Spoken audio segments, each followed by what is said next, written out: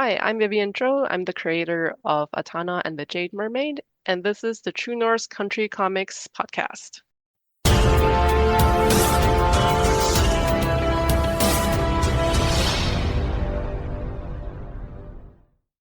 Welcome to the True North Country Comics podcast, dedicated to promote Canadian comic book and graphic novel creators and supporters.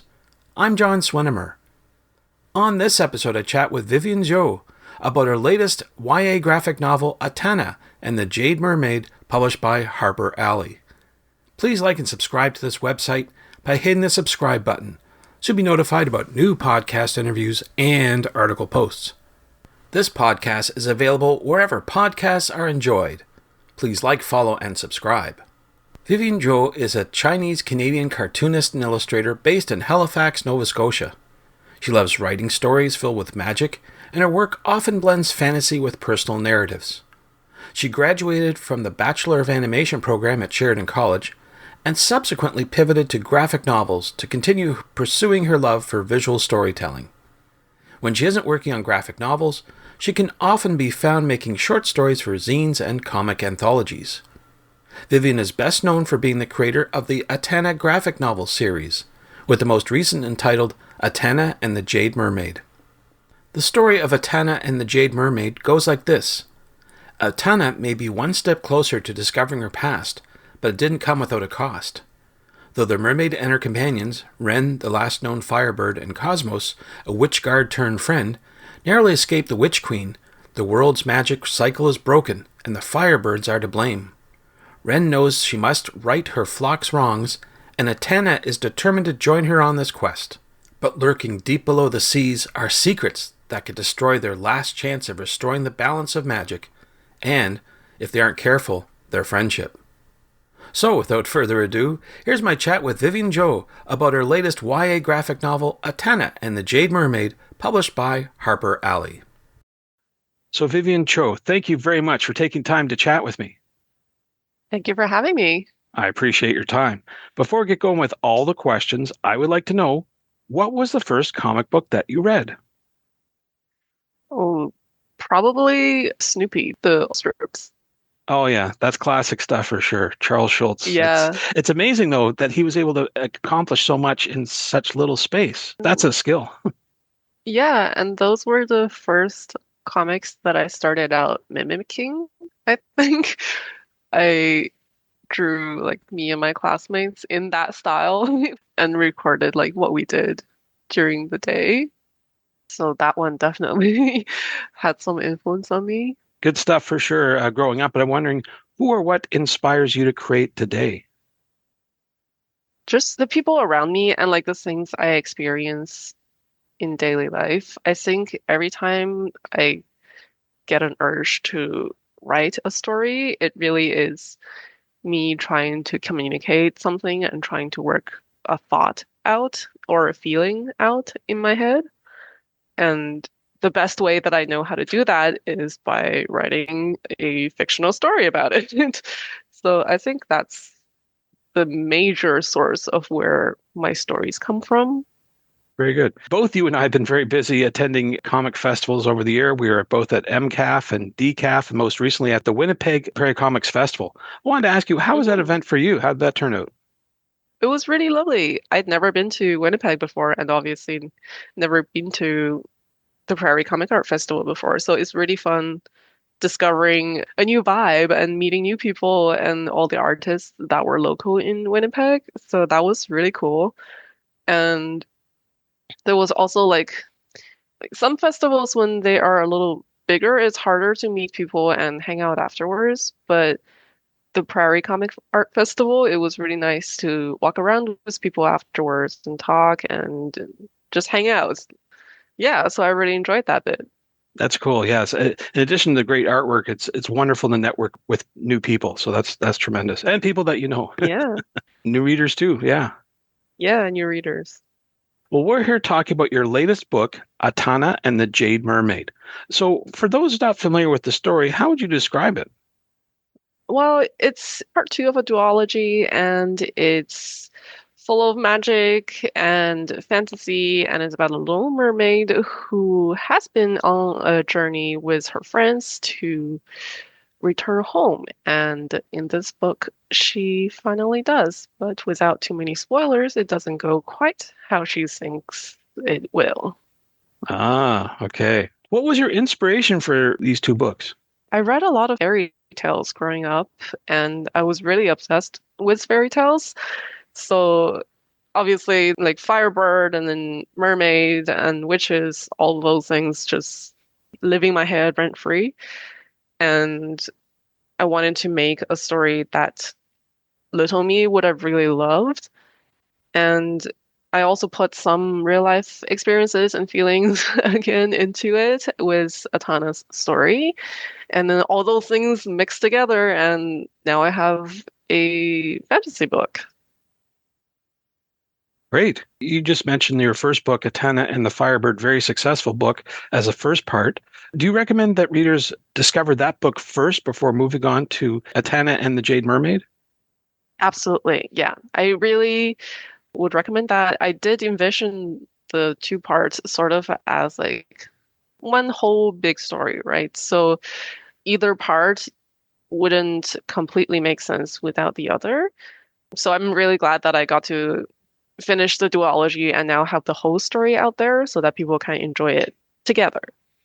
Ah, and that makes for perfect gift giving, I think, for people looking for gifts to give to young readers, I Well, guess, right? yeah, I'm not making any suggestions, but That's cool. That's cool.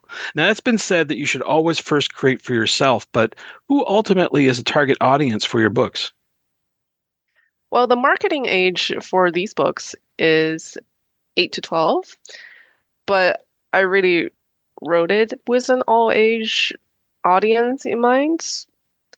I try not to create comics that I think will only be enjoyed by a specific age group because ultimately I think it comes down to telling a good story, and good stories can be enjoyed by everyone. That's very true. Now, I want to switch gears a wee bit and talk about your creative process. I wonder if you could walk me through your process of creating this book. So I've been working on this duology for 5 years officially, but there was 2 years before that where I was still in college and I would be drawing these characters repeatedly every day in all my sketchbooks. So there was 2 years of that, of sort of idea building and playing out different scenarios and designs, and just it was a whole mess of everything in those sketchbooks. And then I managed to pitch the book and sell it. So I had to actually organize all my mess into a coherent story, and my lovely editor did help me so much with that. The writing process was a little bit new to me because I have a background in animation, and while I love story and I did a lot of storyboarding, I had never written a script before. So writing the script was a new experience for me, but it was really fun. And I think I've learned a lot from it in a lot of ways. I think Atana and the Firebird and the Jade Mermaid made me a better creator in the process. So now I know more for my future projects. Very good.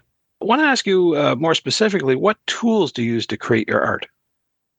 Yeah, so the Atana project is almost completely digital. I did all the thumbnails traditionally ink on paper because I find that that way I can't undo anything and try to fix mistakes. I just have to bulldoze forward and get through the whole script. But after that, I import everything into Photoshop and I do everything digitally because for a first project, I had initially thought about doing part of it traditionally, but because it was my first big graphic novel project, I wanted to streamline things as much as possible to make things easier for me. But yeah, everything digital for the first two books, and now that I've got some experience in my belt, I'm playing more with traditional media again. Ah, okay. So that leads me to my next question. I thought I read online somewhere that you're attempting to work with squid ink. Is that true? Okay, well, not professionally. So I live in Nova Scotia, and in the summer we have squid fishing here. And one time we went squid fishing, and there was some ink left in the bucket, and it looked like really good ink. So I thought, well, what's the harm in trying a little bit? So I did draw a couple little portraits with those, and it's quite pigmented. It's quite nice, but I wouldn't really recommend it for other things. Okay, yeah. But once ink is on the page, you're committed to Mhm. it. There's no going back, right? Yeah, yeah. That's it. That's part of what's so fun about it. So I was reading your bio. It says that you achieved a Bachelor of Animation degree from Sheridan College. So I want to ask you then, are there any plans to make Atana into an animated movie? I would obviously love that because I love animation, but I think that's a little beyond me in terms of connections. Obviously, I would love it, but I don't necessarily have the power to make that happen immediately. But I certainly wouldn't say no if anybody was interested in making it a movie. Ah, so there's a big hint being dropped there. If people want to get on that, they just should start writing Well, letters right now. please, please, please. I mean, I studied animation because I love it as a medium, and I think there's so much that you can do with it, and it's so beautiful. So obviously, that would be a wonderful thing to happen. Right, exactly. Now, I have to ask you if you could draw on your experience working on Atana. Wonder Hmm. how is it working with a major publication house versus self-publishing? Initially, when I thought of making Atana, I actually thought about making it as a webcomic and sort of self-publishing it. And I have published zines and such by myself and sold them at comic art festivals. And so I sort of know what that is like. But it quickly became apparent to me that the Atana duology was off a scale that I wouldn't be able to print and manage by myself. And I needed professional help from somebody else to help me make it a physical thing. Because at the end of the day, I love the physical media. So working with a publisher really helps you with all the logistics of that. I think that's so, so important that somebody else is taking care of all the printing, all the distribution, all the submitting it to different places, and you can focus on just making the work. And you don't have to worry about shipping books and managing warehouses and all that. And I think that's really, really important to me. And obviously, also, it being a longer story, I would get more help from my editor, more eyeballs on it to look through the story and iron out any kinks. Yeah, so for a longer story, I really, really appreciate that from major publishers. For shorter stories, I do like to just print them myself and self-publish them. Those are more experimental, I think. You can get a little weird, you can get a little experimental, yeah.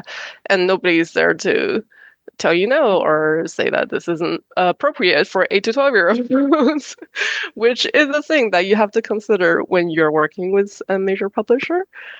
Yeah, so you have more freedom and then you get more support on the other end. So we've been talking about Atana and the Jade Mermaid. Do you have any other projects on the go that you can talk about? Yeah, I have another middle grade graphic novel in the works and it's called The Crow Princess. I'm very excited about it. I'm actually doing the inks for it traditionally. It is I would say, a modern fairy tale, and it's about a girl who rescues a crow who has been injured.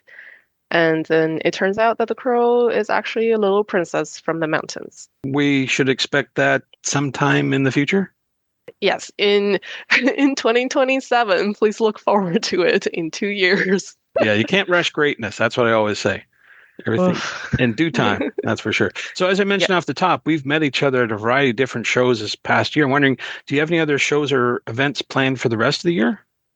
Yeah, for this year, the only thing I have left is HalCon in Halifax in November. So with everything that you have on the go with new books and events and all that sort of stuff, where do you recommend that people go online to find out more about you? Yeah, so I have a website at vivianzhou.ca. Otherwise, you can find me on Instagram and Blue Sky, probably searching my name because I can't remember my username right now. Yeah. Thanks to Vivian for the chat. You can discover more about Vivian online at vivianzhou.ca, and that's vivianzhou.ca, and on Instagram at vivsdraws. That's VIVSDRAWSS. You can discover more about Atana and the Jade Mermaid at harpercollins.ca. And thank you for tuning in to the True North Country Comics podcast. I invite you to visit the True North Country Comics website to listen to even more conversations with creators about making comic books and graphic novels. I encourage you to subscribe via the website so you'll be notified about new podcast interviews and article posts. This podcast is available wherever podcasts are enjoyed. Please like, follow, and subscribe. You can follow along True North Country Comics on most social media sites, and you're encouraged to send any and all feedback to John at truenorthcountrycomics.com. Thanks for tuning in, and come back soon for another episode. Bye for now. True North Country Comics Podcast is copyright True North Country Comics, copyright 2025.